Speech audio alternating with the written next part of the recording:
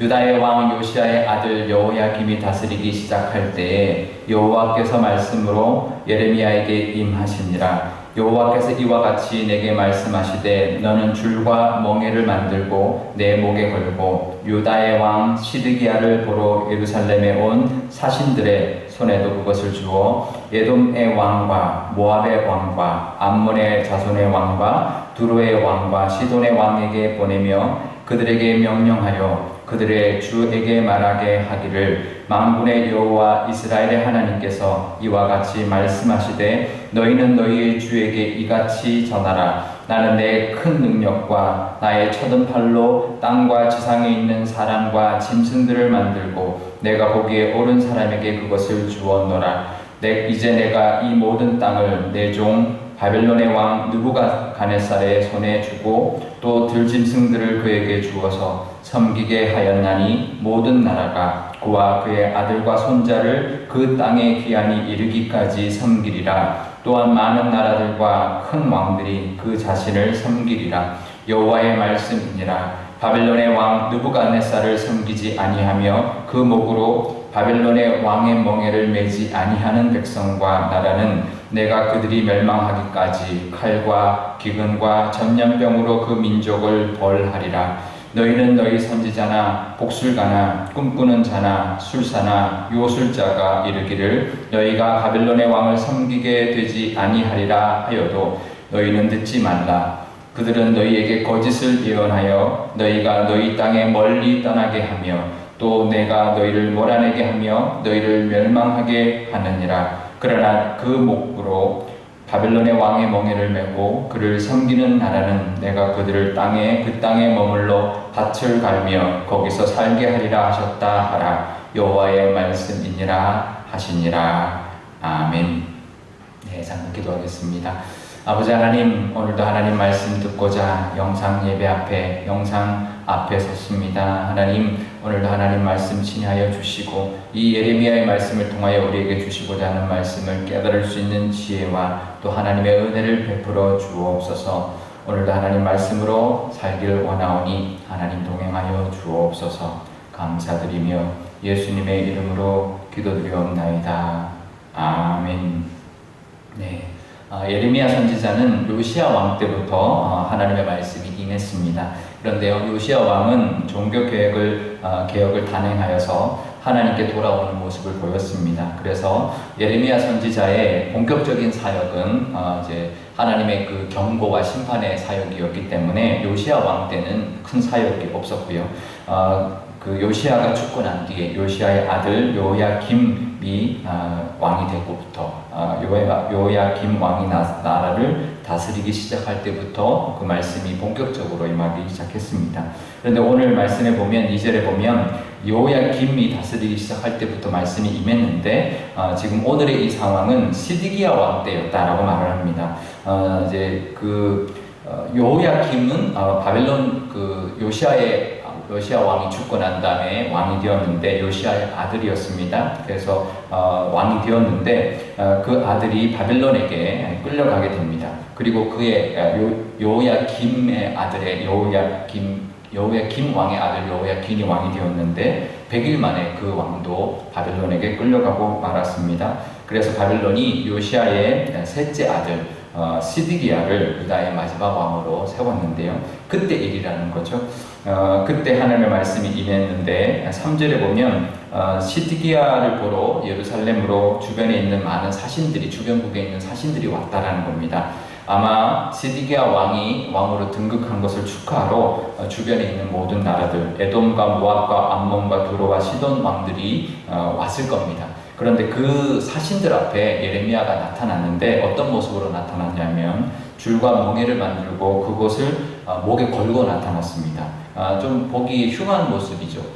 그러면서 뭐라고 하냐면 하나님께서 너희 모든 나라를 이렇게 그 멍에를 지게 하는 바벨론의 멍에를 지게 할 것이다 라고 말을 합니다. 그래서 거기에 순종하지 않으면 안 된다라는 그 말씀을 전하고 있는 거죠. 그래서 그것을 너희가 나라에 돌아가서 너희 왕들에게 말을 해라. 이 바벨론의 느부갓네살에게 하나님께서 다 이제 지금 고난을 줬기 때문에 그들에게 그런 멍에를 매는 그 바벨론의 멍에를 매는 모습으로 살아가지 않으면 그러면 칼과 기근과 전염병이 임하게 될 것이다. 이렇게 이제 그 경고의 예언을 하고 있는 거죠. 참 듣기 어려운 아마 말이었을 거고 스디기야 왕 입장에서도 참 곤란할 겁니다. 사신들에게 예레미야 선지자가 와서 그렇게 하니까 그것이 왕으로 등극하는 그 축하로 온 사신들에게 하는 것으로는 참 불편했지만 결국은 그 예언의 말씀, 하나님의 말씀을 예레미야도 담대히 전했던 것이죠. 우리도 때로는 그런 힘든 하나님의 말씀과 뜻이 있을 때가 있습니다. 그럴 때 우리는 어떻게 해야 할까? 하나님이 우리가 참 받기 힘든 우리가 하나님이 복을 주시고 잘되게 하시고 바빌론도 무찔러 주시고 그런 말씀을 주시면 참 좋은데요. 그렇지 않을 때가 있습니다. 참 힘든 때가 있을 것이다. 고난의 때가 있을 것이다 라고 말을 할 때 그럴 때 참 우리가 그 하나님의 뜻을 따르고 그 하나님의 말씀에 순종하는 것 참 쉽지 않은데요. 어떻게 해야 될까? 무조건 그것을 거부하고 반항하기보다는 하나님 앞에 나아가야 합니다. 사실 그래봤자 소용이 없죠. 더 큰 어려움이 우리 앞에 닥칠 것입니다. 사실 이 코로나 상황도 그렇습니다. 왜 하나님 이런 일을 허락하시는가? 우리가 원치 않은 상황, 하나님의 이런 상황도 허락하신 하나님의 뜻이 무엇인가? 라는 것을 우리가 잘 알지 못합니다. 하지만 그건 분명히 하나님의 뜻이 있다는 것, 하나님 뭔가 또 계획하심이 있고 하나님이 이것을 통해 주시는 메시지가 있구나라는 것을 믿을 수 있어야 되고 그 믿음으로 말미암아 하나님 앞에 순종할 수 있어야 합니다. 하나님은 그 당시에 바벨론을 심판의 도구로 사용하셨습니다. 이스라엘뿐만 아니라 남유다뿐만 아니라 그 주변에 있는 모든 나라들에게도 바벨론을 들어서 심판의 도구로 쓰셨습니다. 그 뜻은 분명하죠. 하나님께 다시 돌아오라는 거죠. 하나님만 의지하라는 그런 하나님의 그 경고의 메시지입니다. 잠깐 쓰시는 도구이죠. 그래서 7절에 보면 이렇게 말을 합니다. 기한이 이르기까지 그들을 섬기게 될 것이다 라고 말을 합니다. 하나님이 정해놓으실 때가 있다라는 거죠. 또 쓰시는 목적이 있다라는 것이고 쓰시는 이유가 있다라는 뜻입니다. 그것을 우리가 그때 우리는 어떻게 해야 되냐면 다시 우리를 돌아보고 그것에 우리가 원치 않은 것을 우리가 반항하거나 싫어하거나 거부하지 않고 그때 우리가 더욱더 우리를 돌아보고 더욱 겸손히 하나님의 뜻이 무엇인지 하나님을 의지하고 하나님의 긍휼하심과 인자하심을 구하는 삶을 우리가 살아야 할 것입니다. 그럴 때 더 바짝 하나님께 엎드려야 되는데요. 사실 그럴 때일수록 또 거짓 선지자들이 나옵니다. 그 뒤에도 나오는데요. 내일 모레도 이렇게 계속 말씀이 나오는데 거짓 선지자의 말은 달콤합니다. 우리 듣기 좋은 말씀을 주죠. 아니다. 하나님이 복을 주실 것이다. 하나님 우리에게 무조건 다 우리를 도와주실 것이다. 라는 그런 무조건적인 그런 어떤 그런 달콤한 말을 하지만 사실은 하나님의 말씀 중에는 그렇지 않을 때가 있습니다. 고난의 때, 또 경고의 때가 있을 수 있기 때문에 힘들더라도 그 순간 더 하나님의 뜻을 찾고 구하기 위하여 하나님께 긍휼을 구하기 위하여 바짝 엎드려야 되는 시기다라는 것을 우리가 기억하고 지금 이 시대 우리가 한국교회가 거부하거나 반항하거나 그것이 중요한 시대가 아니라 지금일수록 이런 어려움, 전 세계의 이런 어려움을 위해서 정말 이런 시기에 엎드려서 기도해야 될 때라는 것을 우리가 알아야 합니다. 예전에 어떤 분이 이제 엎드림이라는 우리 한국말이죠. 근데 엎드림이라는 것을 영어로 발음으로 그대로 쓰면 업드림이 됩니다. 꿈을 업하는 거죠.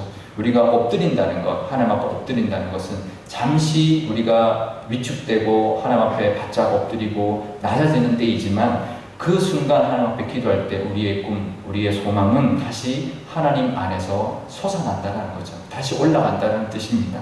하나님 우리의 이 시기에 우리 개개인적으로 어려운 시기도 있고 정말 국가적으로 어려운 시기도 있고 지금 코로나처럼 전 세계적으로 어려운 시기에 우리 교회가 또 우리 기독교인들이 더욱더 바짝 하나님께 엎드리고 하나님의 긍휼을 구하고 하나님의 그 때에 다시 회복시켜 주시고 다시 하나님께서 이끌어 가시는 그 모습을 보여주는 것을 구할 수 있는 그런 저와 여러분 또 우리 교회가 되실 수 있기를 바랍니다. 오늘 기도할 때 이렇게 기도하면 좋겠습니다. 먼저 늘 좋은 것만 주시는 하나님이시지만 때로는 우리가 더 좋은 것을 주시기 위하여 어려움을 허락하실 때가 있는데, 그럴 때일수록 더욱 하나님께 엎드리고 하나님의 뜻에 순종하며 겸손히 나가는 우리가 되게 해달라고 기도하면 좋겠고요. 이 코로나 시대에 더욱더 교회가 할 일은 정말 기도하는 일, 엎드리는 일이라는 것을 우리가 기억하고 기도할 수 있는, 교회를 위하여, 나라를 위하여, 전 세계를 위하여 기도할 수 있기를 바랍니다. 우리 교회를 위해서도 우리 교회가 더욱더 하나님 앞에 쓰임받는 교회 되게 해달라고 기도할 수 있기를 부탁드립니다. 제가 기도합니다. 아버지 하나님, 감사합니다. 오늘도 하나님 태풍으로 말미암아 비가 오고 또 많은 피해가 있습니다. 코로나19 때문에 아버지 하나님 너무 힘든 시기를 보내고 있는데, 또 긴 장마와 또 태풍까지도 하나님 여러 가지 고통으로 하나님 정말 어려움이 겹치고 있습니다. 하나님 이 와중에 분명히 하나님의 다스리심과 통치하심과 또 하나님의 간섭하심이 분명히 있을 줄 압니다. 우리는 이해할 수 없으나 하나님의 뜻이 있다는 것을 믿고 하나님 앞에 엎드릴 수 있는 이 시간 되게 하여 주옵소서. 우리가 하나님께 기도하는 시간 되게 하여 주시고, 하나님의 크신 능력과 하나님의 그 은혜가 다시 이 땅 가운데, 정말 전 세계 가운데, 모든 인류 가운데 임하게 하여 주셔서 하나님께 다시 돌아오는 그런 귀한 시간이 되게 하여 주옵소서. 하나님, 우리에게도 어려운 시간이 있을 겁니다. 그럴 때 더욱더 하나님 앞에 엎드려 기도하게 하여 주시고, 하나님 앞에 순종하고 긍휼을 간절히 바라는 우리가 될 때, 하나님께서 그 기한의 때가 되었을 때 그 기한이 지나고 다시 회복시켜 주시는 은혜가 분명히 우리 삶 가운데 있을 줄 믿습니다. 그거 바라보고 나가는 우리의 믿음 되게 하여 주옵소서. 감사드리며 예수님의 이름으로 기도드리옵나이다. 아멘. 주기도문 하겠습니다. 하늘에 계신 우리 아버지, 아버지의 이름을 거룩하게 하시며 아버지의 나라가 오게 하시며 아버지의 뜻이 하늘에서와 같이 땅에서도 이루어지게 하소서. 오늘 우리에게 일용할 양식을 주시고 우리가 우리에게 잘못한 사람을 용서하여 준 것 같이 우리 죄를 용서하여 주시고 우리를 시험에 빠지지 않게 하시고 악에서 구하소서. 나라와 권능과 영광이 영원히 아버지의 것입니다. 아멘.